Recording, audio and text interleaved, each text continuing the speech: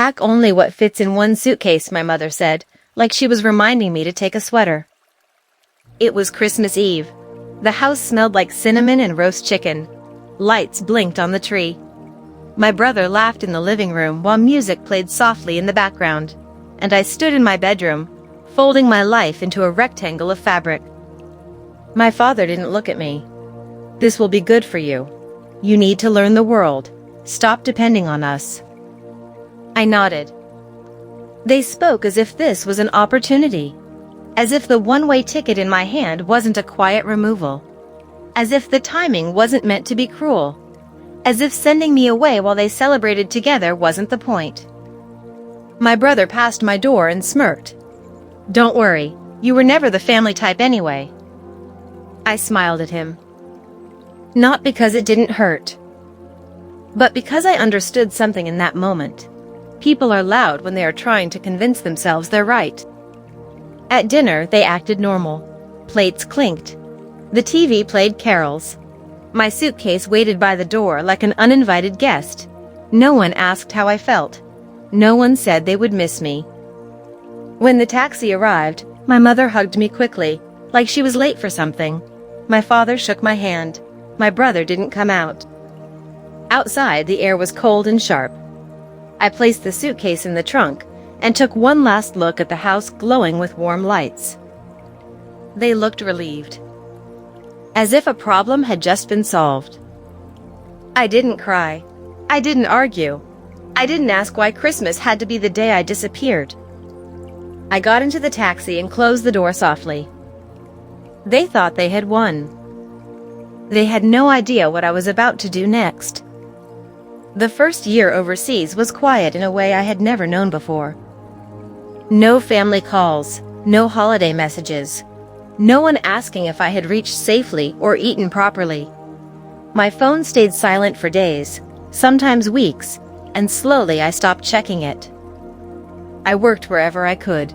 Morning shifts, night shifts, extra hours no one wanted. I learned the city by walking through it after work, memorizing streets because I couldn't afford to get lost. I learned people by watching them. I learned myself by having no one to rely on. My first room had a window that faced a brick wall. In winter, the cold slipped through the edges. In summer, the air felt heavy and still. I kept my suitcase under the bed, half unpacked, like a reminder that this was never meant to feel permanent. At night I studied. Online courses, borrowed books, anything that could move me one step forward. I spoke little, listened more, and became known as someone dependable, someone calm, someone who didn't complain. Months turned into a rhythm. A better job came, then a small promotion, then a slightly bigger apartment with a window that finally showed the sky instead of bricks. I bought a desk, a kettle, curtains, small things that made the place feel like it belonged to me. I stopped waiting for my family to remember I existed. Back home, news reached me through distant relatives. My parents argued about money. My brother changed plans again and again. There were whispers about loans and tension in the house. They were still loud. I was becoming steady. Years passed like this, quietly stacking on top of each other. Then one afternoon, my phone rang from an unfamiliar number. A lawyer. My grandmother had passed away. I sat down slowly, listening as he spoke. She had left instructions, something specifically for me. After the call, I stared at the wall for a long time. Not with shock, not with sadness, just with a strange calm I had learned to carry. Back home, my parents suddenly started asking about me, telling relatives how proud they were, saying they always believed I would do well on my own. I heard these stories from a distance. They were still talking about me. I was already far ahead of them. We met at the lawyer's office on a gray morning that felt colder than it should have been. My parents were already seated when I walked in.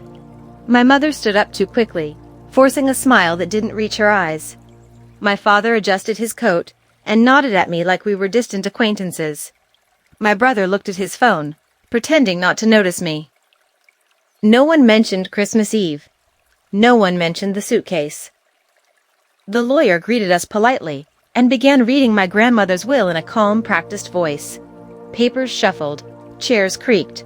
Outside, traffic hummed like a faraway reminder that the world was moving as usual. Then the words changed the room. The majority of her estate, property, investments, savings, had been left in my name. Silence fell so suddenly it felt heavy. My father cleared his throat. There must be some mistake. She was old. Maybe she didn't understand the paperwork. The lawyer calmly slid a document across the table. Signed, witnessed, clear. My mother turned to me, her voice soft but urgent. "You know this should stay in the family. We'll manage it together." I looked at her for a long moment. Years ago, I had stood in a doorway while they decided what could fit into one suitcase. Today, they were looking at me as if I held something much larger than luggage. "I am the family," I said quietly. No anger, no bitterness.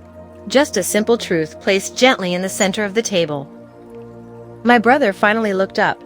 His expression had changed from indifference to disbelief. "So what now?" he asked. "Now," I replied, "nothing changes." They waited for more, for blame, for accusations, for a list of everything they had done. I gave them none of it. "I'm not here to take anything from you," I continued. "And I'm not here to give anything back. I'm here because this is what she wanted." The lawyer nodded slightly, as if he had seen this kind of moment before. My parents fell quiet, not because I had raised my voice, not because I had shamed them, but because there was nothing left for them to argue with. They had expected emotion. They had prepared excuses.